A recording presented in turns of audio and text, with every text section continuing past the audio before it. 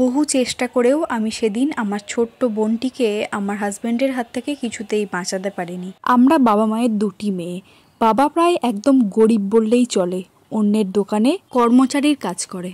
ওই মোটামুটি কোনো রকমের টেনে টুনে সংসারটা চলে যায়। তার মধ্যে আমরা আবার দুই মেয়ে, কিভাবে বিয়ে দেবে এই নিয়ে একটা চিন্তা আমার বাবা মা সব সময় করতে থাকতো।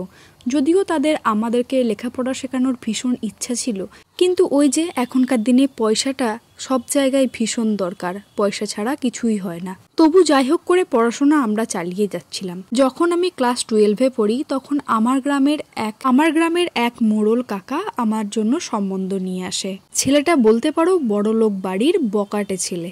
তার বাবা বেশ পয়সাওয়ালা আর ছেলে সেই পয়সা নিয়ে উড়িয়ে বেড়ায়। এমন বাহিরমুখী ছেলেকে ঘরে বসে আনানোর জন্য তার বাবা মা ভেবেছিল একটা বিয়ে দিয়ে দেবে। তাই মোড়ল কাকা সেই সম্বন্ধ আমার জন্য এনেছে, কারণ মোড়ল কাকা ভালো করেই জানতো আমাদের বাড়ির মানুষজনরা ভীষণ গরিব।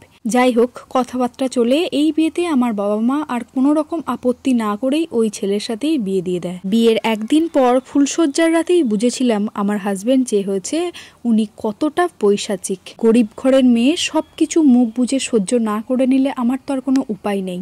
এইভাবেই ভালো মন্দ সবকিছু মিলিয়ে মিশিয়ে মোটামুটি চলছিল। এরপর এমনই একদিন আমার শ্বশুর শাশুড়ি মা কেউ বাড়িতে ছিলেন না। আমার বোন তখন আমার বাড়ি ঘুরতে আসে।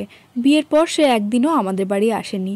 তাই শ্বশুর শাশুড়ি কেউ যখন নেই বাড়িতে, বাড়ির সমস্ত কাজ আমি একা কিভাবে করব, সে কারণে বোনকে একটু ডেকেছিলাম। বোন আসতে না আসতেই আমি দেখছিলাম বারবার আমার হাজবেন্ড তার দিকে কামলোলুপ দৃষ্টিতে তাকাচ্ছে।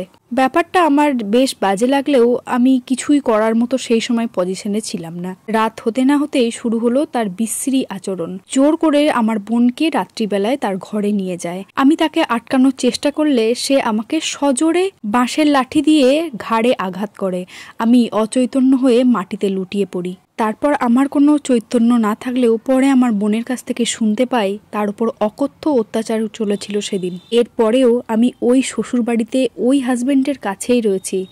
আর আমার বোন সেই দিনের সেই নৃশংস অত্যাচারের পর নিজেকে সবার থেকে গুটিয়ে ঘরের কোণে ঘরবন্দি করে ফেলেছে। ওইটুকুনি একটা মেয়ে তার সারা জীবনটাকে নষ্ট করে দিল, তার কিশোরী বয়সটাকে নষ্ট করে দিল, তার জীবন থেকে আনন্দটাকে নষ্ট করে দিল। আসলে গরিব হয়ে জন্ম নেওয়াটাই খারাপ। গরিবরা সারা জীবন সবার কাছে এইভাবেই পায়ের নিচে থেকে যায়। তবে আমিও সময়ের অপেক্ষা করছি, এর বদলা কিন্তু আমি নেবই। এই ধরনের গল্প আমাদের সমাজে হাজার হাজার ঘটে থাকে। কোনোভাবেই এগুলো একদমই সমর্থন করা উচিত নয়। ফেসবুক স্ক্রল করতে করতে সেদিনই এমন একটা গল্প পড়ছিলাম। এই গল্পের সাথে আমার জীবনের কোনো মিল নেই, ভালো লাগলো তাই শেয়ার করলাম। চলো আজকে এই পর্যন্ত।